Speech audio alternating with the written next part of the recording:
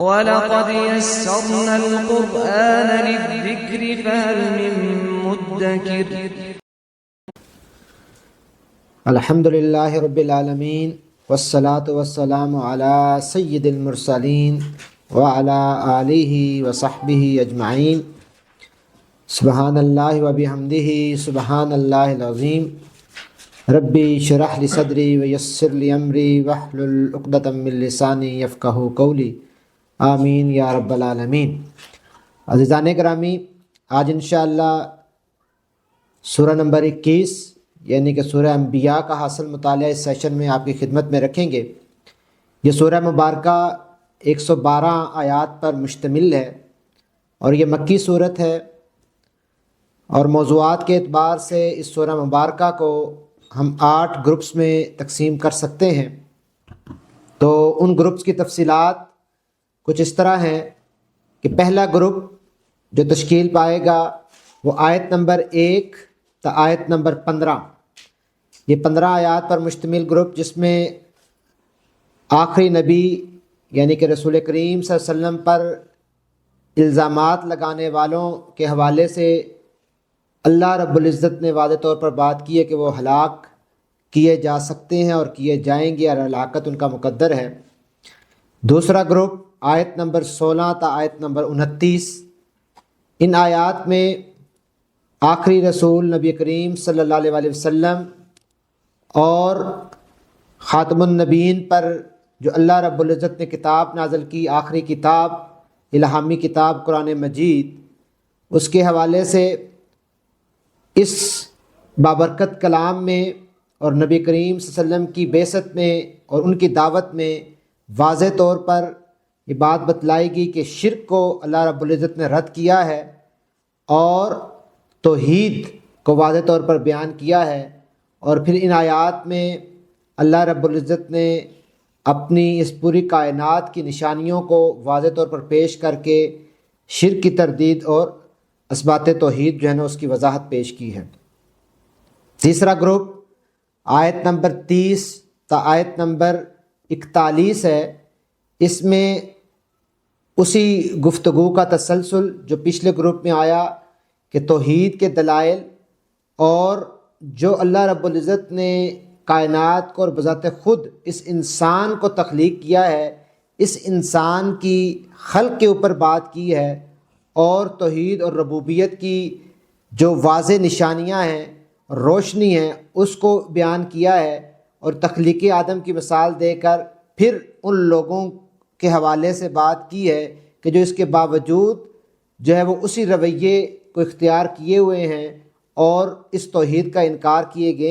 کر رہے ہیں۔ ان کو مشورہ بھی دیا گیا ہے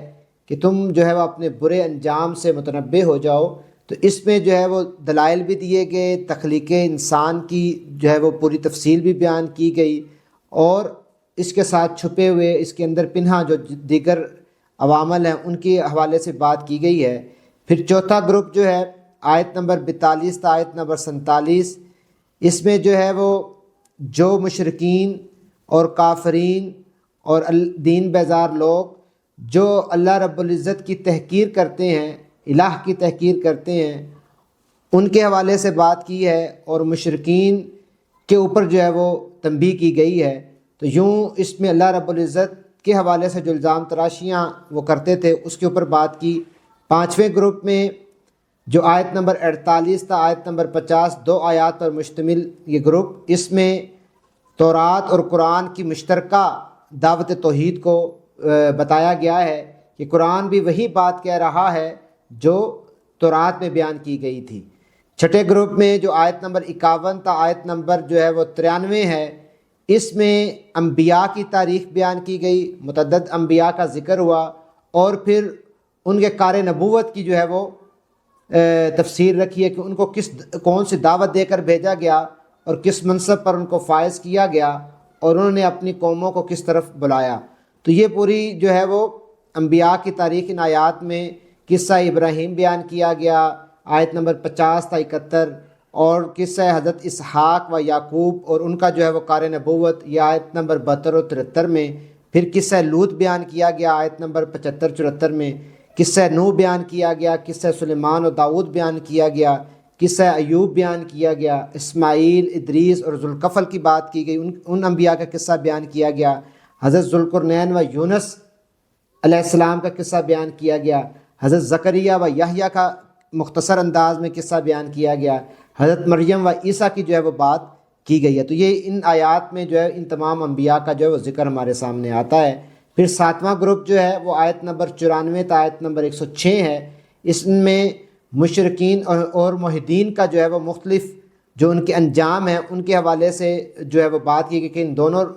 کرداروں کا جو ہے وہ انجام مختلف ہوگا۔ 8ویں گروپ میں جو آیت نمبر 107 تا آیت نمبر 112 ہے، اس میں آخری رسول نبی کریم صلی اللہ علیہ وسلم کی جو ان کو باعث رحمت بنا کر اس پوری انسانیت کی طرف مبعوث کیا گیا ہے، وہ رحمت العالمین ہیں، اس کے حوالے سے بات کی، اور انہوں نے توحید کی دعوت دی ہے، اور جو اس دعوت کو قبول کر لیں وہ جو ہے مسلمان ہو جائیں گے، اور مسلمان ہو جانے کی فضیلت اور ان کا انجام جو ہے وہ اس گروپ میں جو ہے وہ بیان کیا گیا ہے۔ تو یوں یہ 112 آیات پر مشتمل سورہ مبارکہ، اس میں ہم دیکھتے ہیں کہ انبیاء کا ذکر ہے، مختلف انبیاء کی حوالے سے بات آئی ہے جو توحید کی دعوت دیتے رہے ہیں، اور خود محمد رسول صلی اللہ علیہ وآلہ وسلم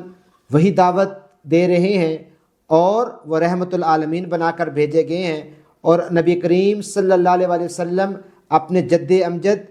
حضرت ابراہیم کی جو میراث تھی اس کے وارث ہیں، اور اسی سلسلے کو جو ہے وہ آگے بڑھا رہے ہیں، اور یہ جو شریعت ہے یہ اس سلسلے کی آخری کڑی ہے، اور قرآن مجید جو ہے وہ اپنی دلائل کے ساتھ، روشنی کے ساتھ جو ہے وہ پوری دنیا کو متوجہ کر رہا ہے، اور ایمان لانے والے حقیقتاً فلاح پائیں گے، اور شامت ان کی آئے گی کہ جو اس ایمان کا انکار کر رہے ہیں۔ تو یہ پورے مباحث جو ہیں اس میں بیان کیے گئے، اور جو عیسائیوں کا عقیدہ تھا، جو وہ تثلیث کا عقیدہ رکھتے تھے، اس کے حوالے سے بھی جو ہے وہ ضرب لگائی گئی ہے، اور ان کو بتلایا گیا ہے۔ اور پھر مکہ والے جو ہے جس غفلت اور بے اتنائی کا شکار تھے، وہ کجا کے اس دعوت کا استقبال کرتے اور اس کو ویلکم کہتے، تو انہوں نے جو ہٹ درمی کا مظاہرہ کیا ہے، اس کو ریجیکٹ کیا ہے، تو ان کو جو ہے وہ متوجہ کیا جا رہا ہے، اور ان کو یہ احساس دلایا جا رہا ہے کہ یہ جو نبی جو تم ہی میں سے ہے، تمہارے ہی میں سے ہے، یہ تو دراصل تمہارے لیے زحمت نہیں بن کر آیا، تم اس کو زحمت گردان رہے ہو، یہ تو رحمت العالمین ہے، اور اس کے اوپر سب سے پہلا حق تو تمہارا ہے، اور تمہیں چاہیے کہ اس کی رحمتوں سے، اس کی برکتوں سے فائدہ اٹھاؤ، اور یہ جو دعوت پیش کر رہا ہے اس دعوت کو جو ہے وہ ویلکم کو، لیکن تم نے جو ہے وہ الٹا دوسرا کام جو ہے وہ شروع کر دیا ہے۔ تو بہرحال یہ مختلف مباحث جو ہیں اس سورہ مبارکہ میں آتے ہیں۔ اللہ رب العزت نے اس سورہ مبارکہ کا آغاز ان الفاظ سے کیا ہے، بسم اللہ الرحمن الرحیم، اقترب للناس حسابهم وهم فی غفلۃ معرضون ما یأتیہم من ذکر من ربهم محدث الا استمعوه وهم یلعبون، کہ قریب آ گیا ہے لوگوں کے حساب کا وقت، اور وہ ہیں کہ غفلت میں منہ موڑے ہوئے ہیں، ان کے پاس جو بھی تازہ نصیحت ان کے رب کی طرف سے آتی ہے اس کو بے تکلف سنتے ہیں اور کھیل میں پڑے رہتے ہیں، دل ان کے دوسری ہی فکروں میں منہمک ہیں، اور ظالم آپس میں سرگوشیاں کرتے ہیں کہ یہ شخص آخر تم جیسا ایک بشر ہی تو ہے، پھر کیا تم آنکھوں دیکھتے جادو کے پھندے میں پھنس جاؤ گے۔ رسول اللہ صلی اللہ علیہ وسلم نے کہا، میرا رب ہی ہر اس بات کو جانتا ہے جو آسمان اور زمین میں کی جائے، وہ سمیع اور علیم ہے۔ تو یوں اس سورہ مبارکہ کا آغاز ایک چونکا دینے والے انداز سے کیا گیا ہے، اور اس میں یہ فرمایا بھی گیا ہے کہ لوگوں کے حساب کا وقت جو ہے وہ بڑا قریب آنے والا ہے، اور تم لوگ ہو کہ غفلت میں جو ہے وہ پڑے ہوئے ہو، تم غفلت کا شکار ہو، اور غفلت کی جو ہے وہ بات کی جا رہی ہے، اور وہ ہیں کہ غفلت میں منہ موڑے ہوئے ہیں، غفلت کی بنیاد پر اس ہدایت کے راستے پر گامزن نہیں ہو رہے، اس کی طرف متوجہ نہیں ہو رہے، تم غفلت میں پڑے ہوئے، ان کا دل جو ہے وہ غفلت کا شکار ہے، ان کے دل غافل ہیں۔ تو غافل جو ہے وہ ظاہری بات ہے کہ وہ دل و دماغ اور شعور و وجدان کی جو ہے وہ جتنی بھی ان کی یہ جو نعمتیں ہیں ان کو انہوں نے خاموش کر لیا ہے، اور اس میں کوئی ایسی آواز، حق کی آواز جو ہے وہ نہ ان کا دل حق کی آواز دے رہا ہے، نہ دماغ اس طرف جا رہا ہے، نہ ان کا شعور جو ہے وہ اس طرف لپک رہا ہے، اور کوئی ایسا حق کا نغمہ جو ہے وہ ان کے قریب تر بھی نہیں گونج رہا، انہوں نے بالکل بند کر دیا ہے۔ یہ جو قرآن مجید ہے جو ان کے سامنے اللہ کا پیغام پہنچا رہا ہے اور ان کو اس لاپرواہی سے نکالنا چاہتا ہے اور ان کو ایک پاکیزہ زندگی دینا چاہتا ہے اور صراط مستقیم پر ڈالنا چاہتا ہے، لیکن وہ اس پہ سنجیدہ ہی نہیں ہے، اور سنجیدگی اور پاکیزگی کو اختیار کرنے کی بجائے جو ہے وہ اپنے اندر ہی ٹوٹ پھوٹ کا بھی شکار ہیں، اور جو ہے وہ اس اہم اور پاکیزہ پیغام پہ کان ہی نہیں دھر رہے۔ اپنے دل کو انہوں نے جو ہے وہ غفلت کا شکار کیا ہوا ہے، دل کے دروازے جو ہے بند کر دیے ہیں۔ تو یہ جو ہے وہ چیز اچھی نہیں ہے، اور اس غفلت کی وجہ سے وہ ان فرائض کی ادائیگی اور ان نیک کاموں سے دور ہوتے چلے جا رہے ہیں۔ لیکن اللہ رب العزت جو ہے وہ ان کو اس دلدل میں پھنسائے چلا جا رہا ہے، ان کی زندگی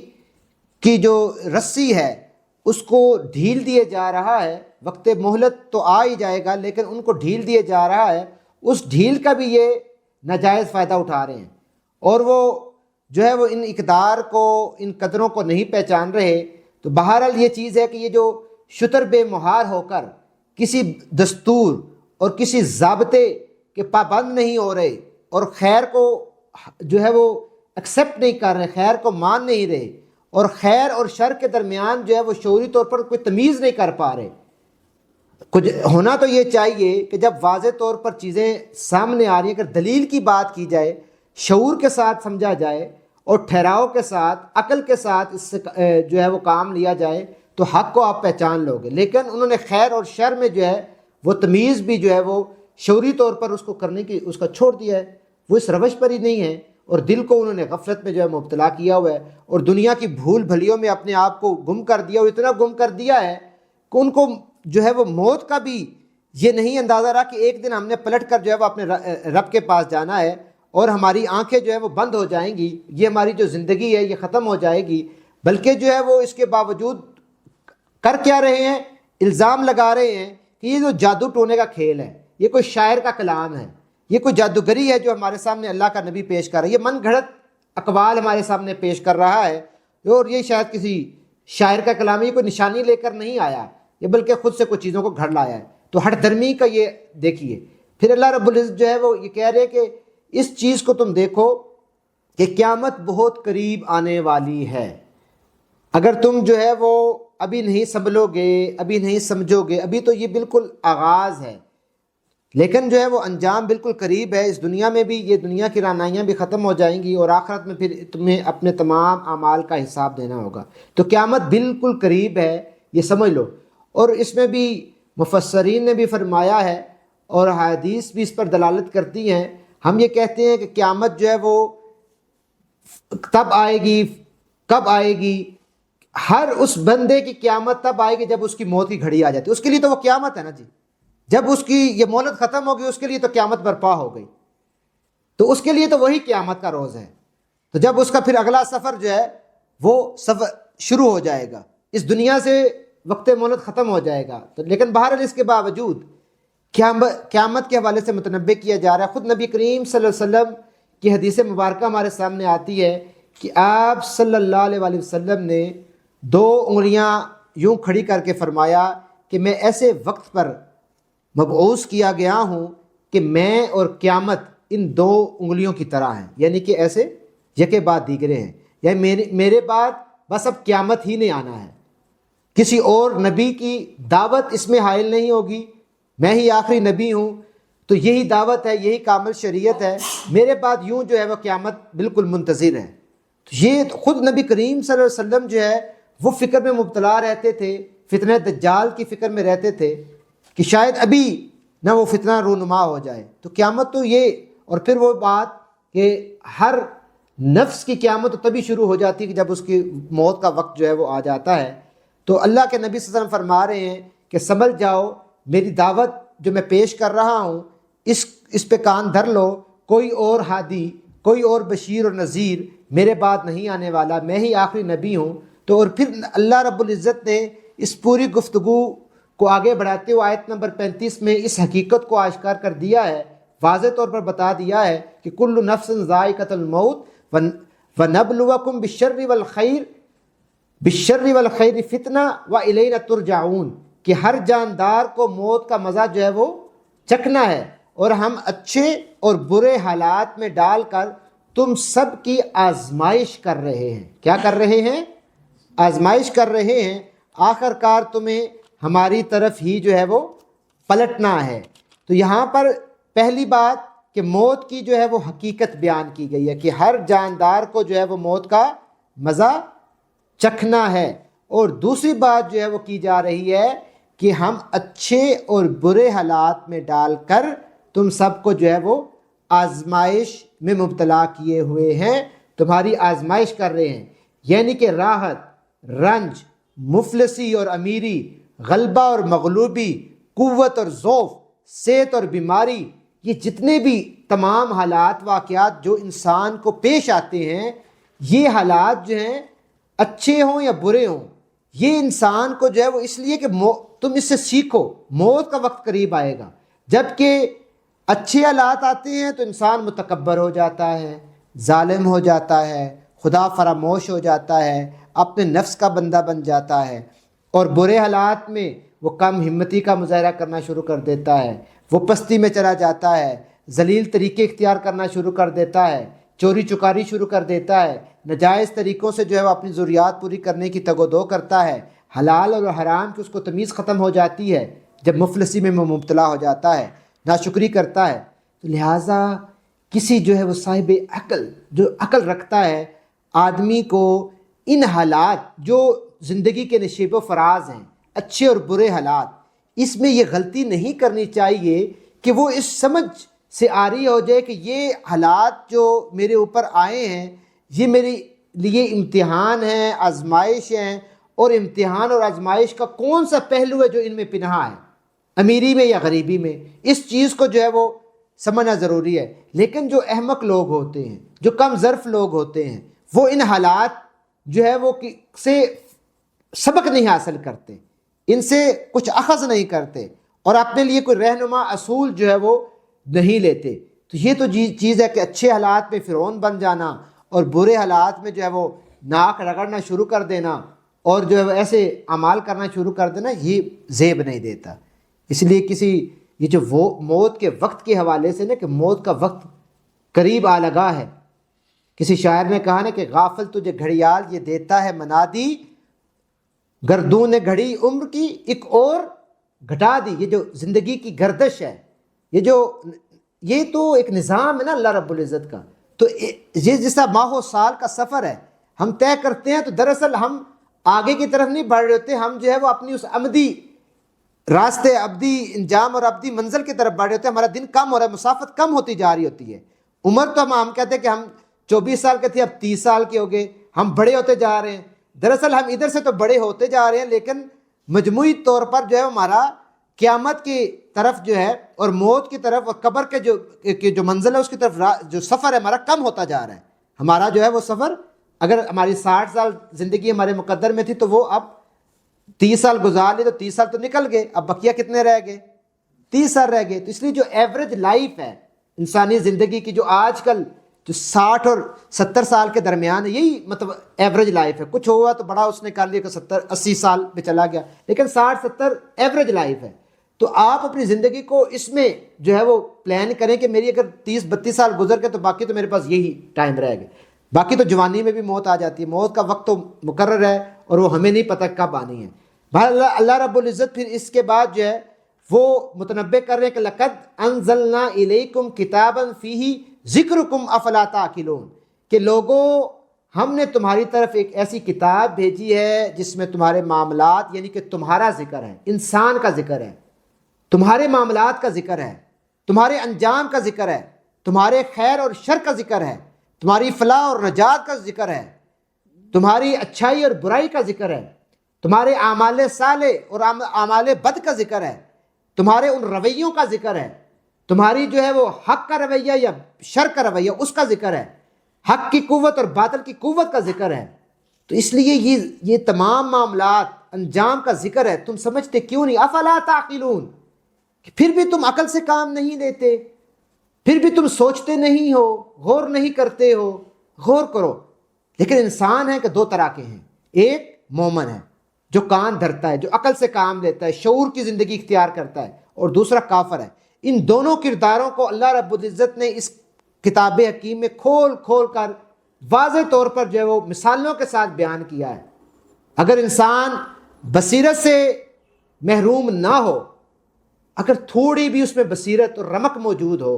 تو سچی بات یہی ہے کہ اللہ رب العزت نے اس قرآن کے ذریعے بالکل انسان کی تصویر کو واضح کر دیا ہے، پوری اس کی زندگی کا نقشہ جو ہے وہ کھینچ دیا ہے۔ اب انسان پر ہے کہ انسان جو ہے وہ کس طرح جو ہے وہ اپنے عمل کو اس پیرائے میں جو ہے وہ درست کرتا ہے۔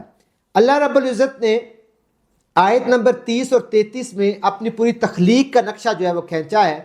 اور اس حوالے سے تخلیق وہ یعنی کہ میں نے اس انسان کو جو ہے وہ کس طرح پیدا کیا،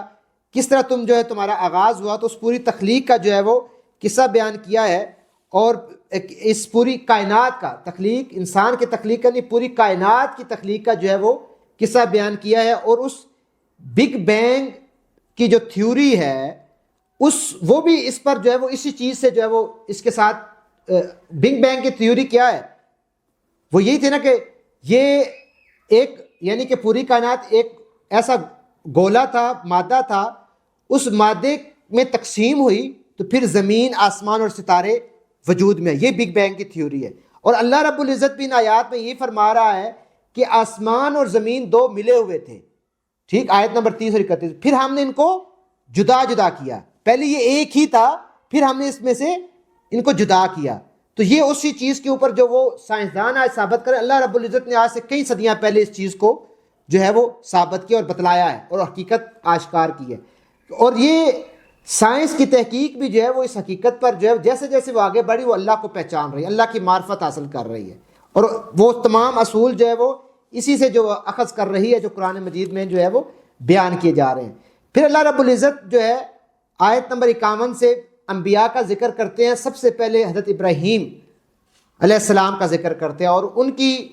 جو اس ابتدائی مرحلے کی بات تھی، جو ان کی اپنی قوم کے ساتھ ایک مجادلہ تھا، اپنے باپ کے ساتھ جو ہے وہ ایک مکالمہ تھا، اس کو پیش کیا، اور خاص کر کے جو قوم کے ساتھ مجادلہ ہے کہ جب انہوں نے اس بڑے بت کو توڑ دیا، جب قوم ان کی میلے پر گئی